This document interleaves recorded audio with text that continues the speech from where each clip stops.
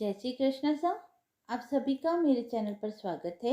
आज गुप्त नवरात्रि का चौथा दिन है और चौथे दिन माँ भुवनेश्वरी की पूजा की जाती है। तो आइए जानते हैं माँ भुवनेश्वरी की पूजा का महत्व व उनसे संबंधित कथा। गुप्त नवरात्रि में साधक माँ के 9 रूपों के साथ साथ 10 महाविद्याओं की भी पूजा करते हैं। खासकर जो लोग तंत्र साधना करते हैं वो गोपनीय तरीके से गुप्त नवरात्रि में 10 महाविद्याओं की पूजा करते हैं। गुप्त नवरात्रि के चतुर्थ दिन माँ भुवनेश्वरी की पूजा की जाती है। माँ भुवनेश्वरी 10 महाविद्याओं में चतुर्थ स्वरूप विद्या मानी जाती है। माँ भुवनेश्वरी को तीनों लोकों की ईश्वरी माना जाता है।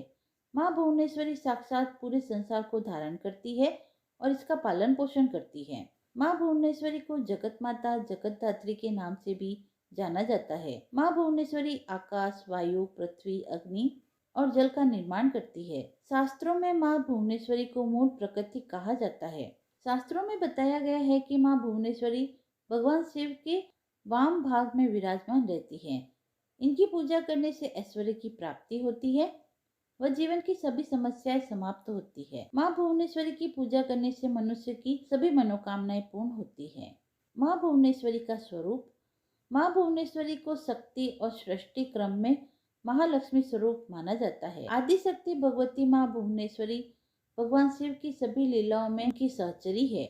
माँ भुवनेश्वरी का स्वरूप बहुत ही सौम्य है और इनके समस्त अंग कांति से परिपूर्ण हैं। ये अपने सभी भक्तों को अभय व समस्त सिद्धियां प्रदान करती हैं। देवी पुराण में बताया गया है कि मूल प्रकृति का दूसरा नाम भुवनेश्वरी है। माँ भुवनेश्वरी के श्री अंगों से प्रातः काल के सूर्य के समान आभा निकलती रहती है। माँ अपने मस्तक पर चंद्रमा का मुकुट धारण करती है।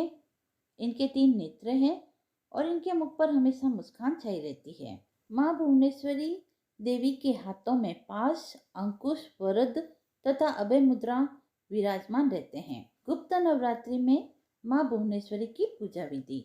माँ भुवनेश्वरी की पूजा करने के लिए सबसे पहले स्नान करने के पश्चात स्वस्थ वस्त्र धारण करें। किसी एकांत कमरे में या पूजा घर में पूर्व दिशा की ओर मुख कर बैठ जाएं।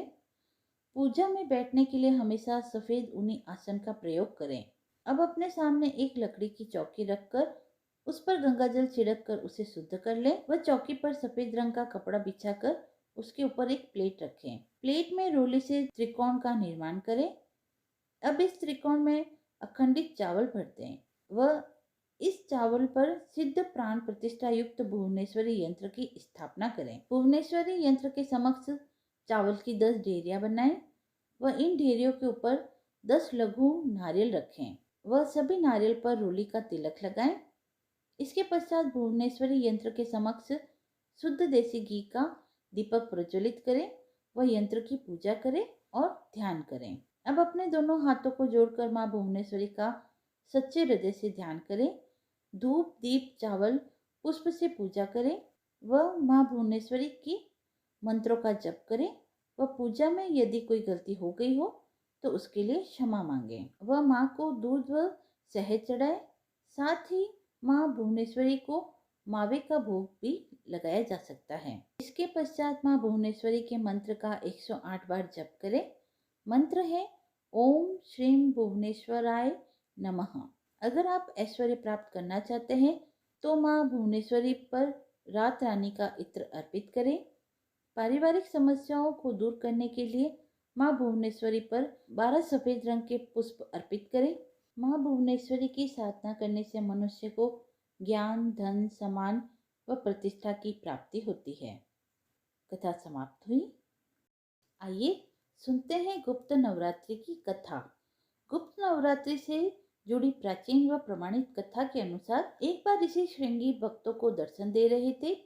तभी भीड़ में एक महिला निकली और करबद्ध होकर ऋषि श्रृंगी से कहने लगी, मेरे पति दुर्व्यसनों में हमेशा घिरे रहते हैं, जिस कारण मैं धर्म और भक्ति से जुड़ा कोई काम, पूजा पाठ नहीं कर पाती हूँ। अपने पति के कारण मैं ऋषियों को अंत तक समर्पित नहीं कर पाती, लेकिन मैं माँ भगवती की सेवा करना चाहती हूँ और चाहती हूँ कि माँ की भक्ति व साधना से मेरे परिवार का जीवन सफल हो जाए।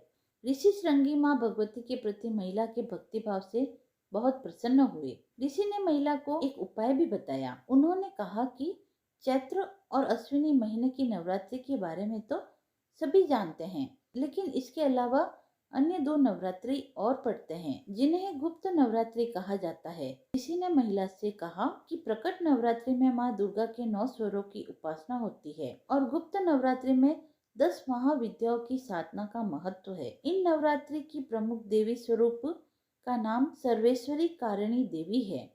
अगर कोई भक्त गुप्त नवरात्रि में माता दुर्गा की पूजा साधना करता है तो उसका जीवन सफल हो जाता है। ऋषि श्रृंगी आगे कहते हैं कि लोभी, कामी, व्यसनी, मांसाहारी और किसी कारण पूजा पाठ न कर पाने वाले भी यदि गुप्त नवरात्रि में माँ की पूजा करते हैं तो उन्हें फिर अन्य कुछ करने की आवश्यकता नहीं रहती। ऋषि श्रृंगी के बताए इस उपाय का महिला ने पूर्ण श्रद्धा से पालन किया और गुप्त नवरात्रि की पूजा की। महिला की पूजा से माँ प्रसन्न हुई और धीरे धीरे उसके जीवन में परिवर्तन आया। कुछ समय बाद घर पर सुख शांति आ गई और पति भी सही मार्ग पर चलने लगा। इस तरह से गुप्त नवरात्रि की पूजा से महिला का जीवन पुनः खिल उठा।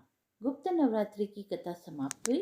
यदि यह आपको पसंद आई हो तो आप मेरे चैनल को लाइक, शेयर एंड सब्सक्राइब करें। धन्यवाद।